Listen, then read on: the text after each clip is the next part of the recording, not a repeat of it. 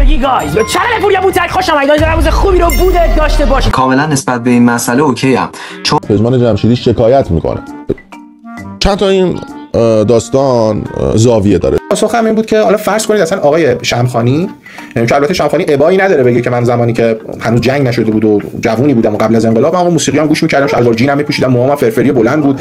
آیا این اتفاق باعث میشه که ما هم دچار بی اخلاقی بشیم؟ یعنی میگیم چون که آقای شمخانی مثلا با مش کوبیده تو صورت ما الان بریم با مش بکوبیم تو صورت دخترش؟ این جدیدترین خبرها در مورد پرونده پژمان جمشیدی و حواشی این پرونده بود.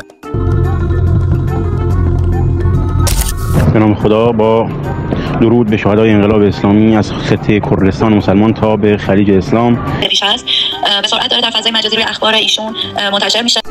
خب بچه‌ها این ویدیو من تموم.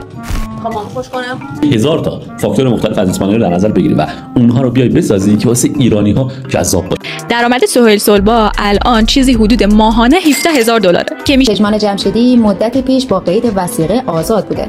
مفاهیمی که داری توضیح میدی غلطه. درستش اینه. متوجه خواهی شد که حرف‌ها نقابند. بود به جریان‌های رقیب خودش در داخل جمهوری اسلامی گفت حرامزاده‌ها. من هنوز زنده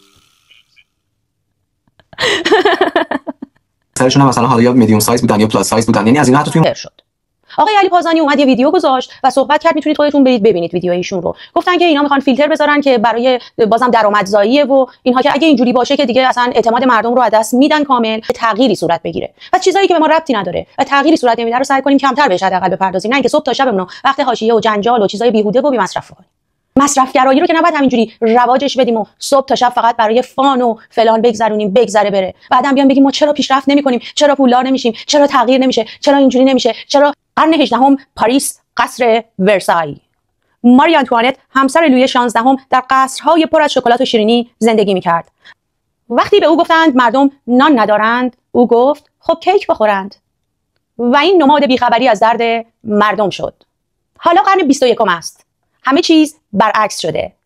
امروز فقیرها بیشتر چاقند و ثروتمندان لاغرترند. چرا؟ چون حالا شیرینی، قند و غذاهای فراوری شده ارزانترند.